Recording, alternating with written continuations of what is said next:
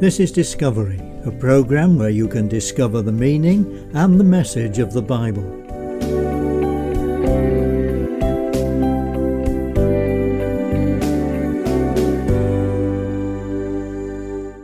Hello, and thank you for being with us for another Discovery program as we continue to discover the Old Testament book of Daniel. This time we look at significant events in the history of the world, events that were in the future for Daniel, but some of which are in the past for us, and some of which are yet to take place. God revealed these things to Daniel, and they greatly troubled him. We're looking this time at Daniel chapter 7. Here's our speaker, Derek Lindley. Amongst the scribes who copied the Old Testament, Daniel chapter 7 is considered the greatest chapter in the Scriptures. It gives the most comprehensive, detailed prophecy of future events. It is history written down before it took place. The events recorded here happened in the first year of Belshazzar, king of Babylon, verse 1, and so they occurred before chapter 6 and the lion's den. The date was around 553 BC. Daniel had a nighttime vision which affected him deeply. He says, "I, Daniel, was greatly troubled in spirit, and the visions that passed through my mind disturbed me." Verse 15. His nightmarish dream was a vision of global upheaval. He sees 4 great beasts which represent forces in this world hostile to God. This dream ties in closely with Nebuchadnezzar's dream of the multimetallic image in chapter 2.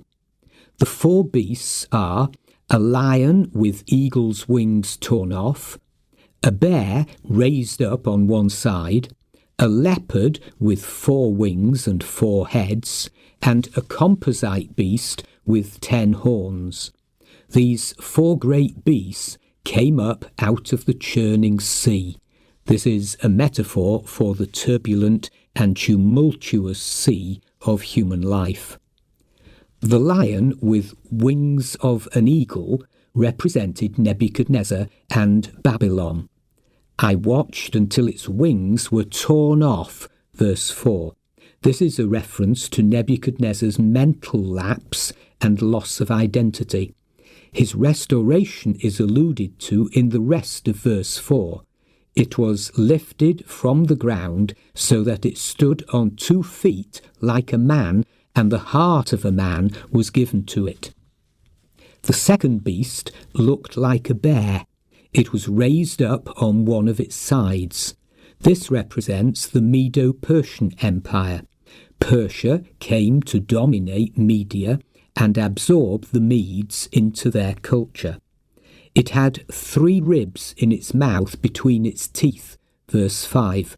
This refers possibly to 3 regions the empire conquered, namely Babylon, Lydia, and Egypt. The third beast looked like a leopard, and on its back it had 4 wings like those of a bird. This beast had 4 heads, and it was given authority to rule. Verse 6. The leopard represents the Greek Empire under Alexander the Great. It is an image of swiftness in every direction. The 4th beast Daniel saw was terrifying and frightening and very powerful. This was the composite beast with 10 horns. You would not find such a beast in any zoo. The Bible says it had large iron teeth.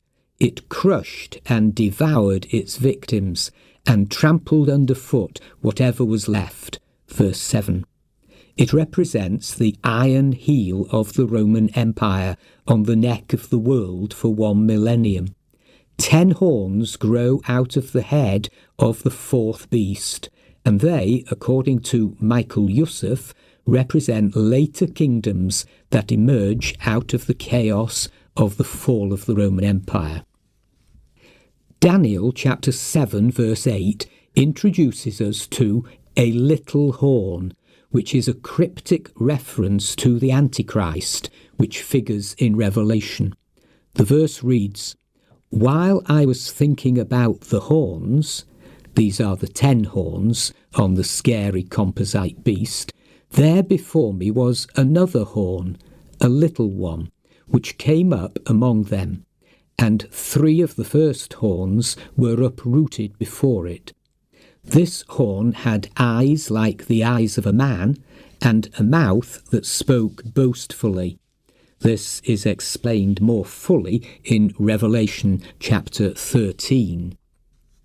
Then, suddenly, Daniel has a glimpse into the throne room of heaven. It's an amazing vision of the Ancient of Days. His clothing was as white as snow. The hair of his head was white like wool. His throne was flaming with fire, and its wheels were all ablaze. A river of fire was flowing, coming out from before him. Thousands upon thousands attended him. 10,000 times 10,000 stood before him. The court was seated, and the books were opened. Verses 9 and 10. It's as if the whole of future history is put on fast forward, and he sees the final outcome. He saw the 4 beasts stripped of their authority. The terrifying 4th beast was slain, and its body destroyed and thrown into the blazing fire. Verse 11. Then we read, "In my vision at night I looked, and there before me was one like a son of man, coming with the clouds of heaven. He approached the Ancient of Days, and was led into his presence. He was given authority, glory, and sovereign power. All peoples, nations, and men of every language worshipped him. His dominion is an everlasting dominion that will not pass away." Verses 11 to 14. When we're captured by the glory and dazzling purity of the Ancient of Days and the wonder of the Son of Man, hope fills our hearts no matter what lies ahead. Daniel is nonplussed after such a powerful divine encounter. He asks for the interpretation of the dream. He is told the 4 great beasts are 4 kingdoms that will rise from the earth. But the saints of the Most High will receive the kingdom and will possess it forever, yes, forever and ever. Verse 18. Daniel is told the most terrifying 4th beast, with its iron teeth and bronze claws, will devour the whole earth. Clarification is given regarding the horn that looked more imposing than the others. Verse 20. This is the little horn. Verse 8, or Antichrist, Revelation chapter 13.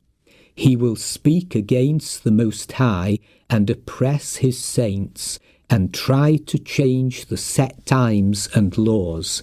Verse 25. The saints will be handed over to him for 3.5 years. When his power is utterly destroyed, then the sovereignty, power, and greatness of the kingdoms under the whole heaven will be handed over to the saints, the people of the Most High. His kingdom will be an everlasting kingdom, and all rulers will worship and obey him. Verse 27. Daniel's face turned pale, and he kept the matter to himself. This was a mind-shattering vision. We will continue to discover more of Daniel's prophetic visions next time. As Derek has said, we continue next time in Daniel chapter 8, so be sure to listen. Thank you for listening, and the Lord bless you wherever you are. Goodbye.